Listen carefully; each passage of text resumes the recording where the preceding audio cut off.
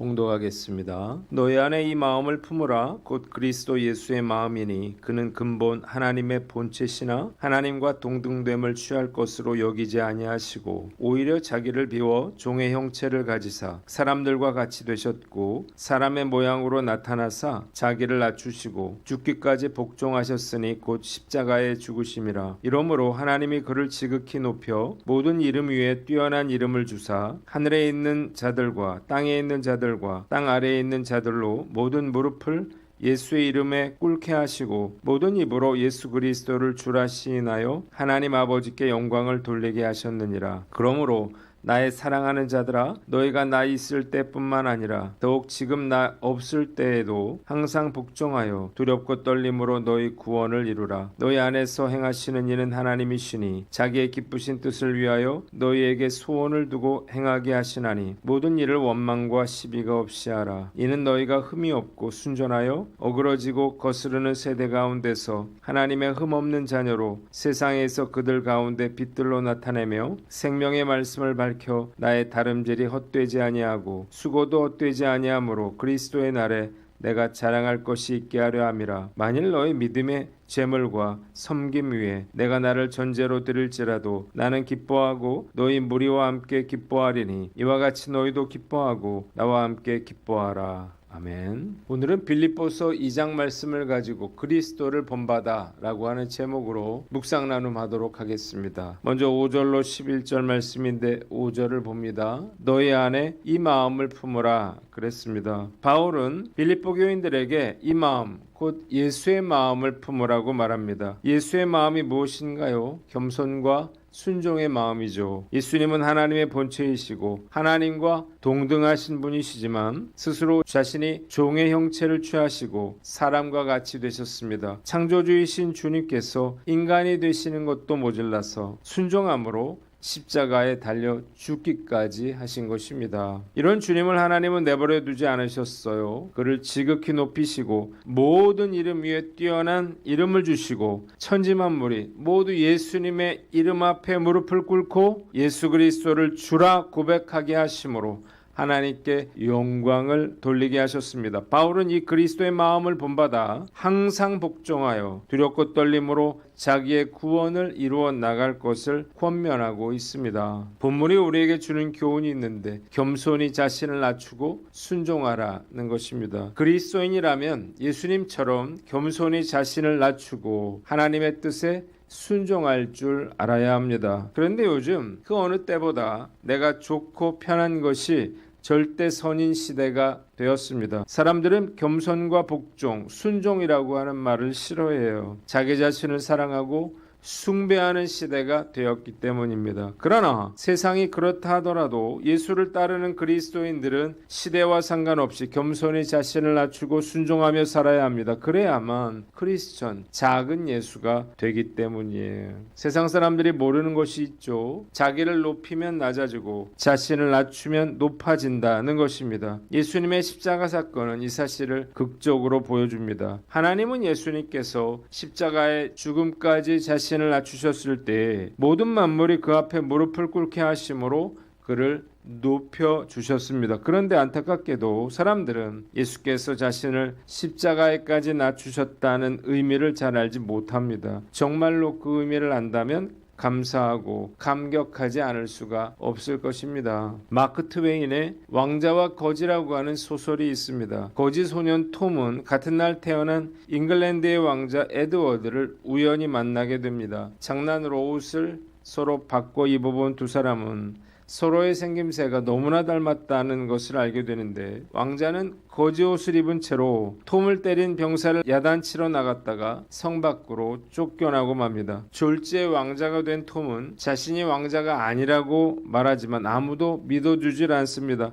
거지 톰은 타고난 영민함과 착한 마음씨로 왕자로서의 직분에 적응을 해 나아갑니다. 한편 에드워드는 거지 옷을 입고도 자신이 왕자인 것을 숨기지 않고 계속해서 왕자처럼 행동해서 미쳤다는 조롱을 받습니다. 톰의 아버지에게 순환을 당하다가 가까스로 도망쳐서 자신을 도와주는 기사 핸들을 만나지만 그 후로도 거짓대에게 끌려가는 등 여러 가지 고난을 겪습니다. 가난한 사람들의 삶을 곁에서 가까이에서 보게 되면서 에드워드는 자신이 돌봐야 할 백성들의 안타까운 현실을 깨닫게 됩니다. 아버지 헨리 8세가 사망하고 톰이 왕위에 오르게 되자 에드워드는 즉위식 자리에 나타나서 자신이 왕임을 밝힙니다. 에드워드는 톰의 도움으로 마침내 왕위를 되찾아 백성을 사랑하는 훌륭한 왕이 된다고 하는 내용이에요. 만일 내가 왕자인데 하루아침에 거지가 되었다고 상상을 해본다면 다시 왕자로 되돌아가기 위해서 엄청난 노력을 기울일 것입니다. 그런데 만일 내가 어느 날 갑자기 돼지가 돼서 더러운 돼지 우리에서 살게 되었다고 생각을 해보세요. 나는 돼지가 아니라 사람이라고 말을 해도 아무도 믿어주지 않을 것이고 계속해서 돼지 취급을 받다가 도축장으로 끌려가서 끔찍한 고통을 당하고 죽게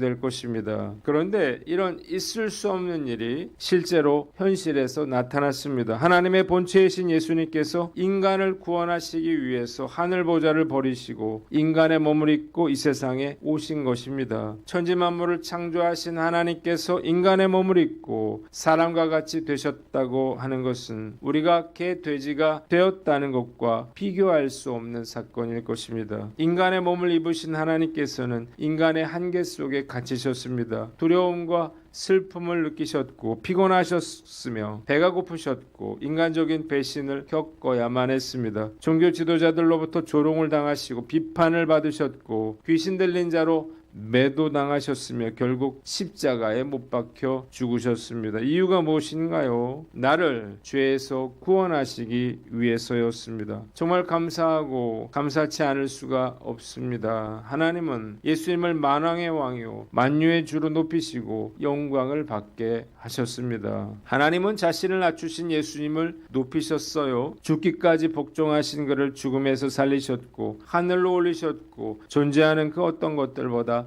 더 높여 주셨습니다. 만물과 만인이 복종하고 경배해야 할 만유의 주가 되게 해 주셨습니다. 모든 만물은 세상을 구원하신 예수님께 찬양과 영광을 돌려야 마땅합니다. 왜냐하면 예수님은 영광과 존귀를 받아 마땅한 위대한 일을 행하셨기 때문입니다. 예수님의 제자들이라면 예수님처럼 겸손하게 자신을 낮추고 주님의 뜻에 복종하는 사람이 되어야 할 것입니다. 말씀을 묵상하면서 나는 얼마나 내 생각을 내려놓고 하나님의 뜻에 복종하는 사람인가를 생각해 봅니다. 마지못해서 억지로 하는 것은 진정한 순종이 아닐 것입니다. 여전히 입으로는 순종을 말하지만 힘들고 어려울 때, 내 뜻대로 되지 않을 때 하나님께 순종하는 것은 결코 쉽지 않습니다. 하나님을 부정하고 자아를 숭배하는 시대를 살고 있지만 예수님을 본받아 하나님께 순종함으로 하나님께 영광을 올려 드려야 합니다. 이 사실을 알고 앞서가신 예수님처럼 겸손과 순종의 길을 묵묵히 걸어가기를 다짐해 봅니다. 두 번째, 두렵고 떨림으로 구원을 이루라는 것입니다. 바울은 자신이 있을 때뿐만 아니라 자신이 없을 때에도 항상 복종하여 두렵고 떨림으로 너희 구원을 이루라고 권면하고 있습니다.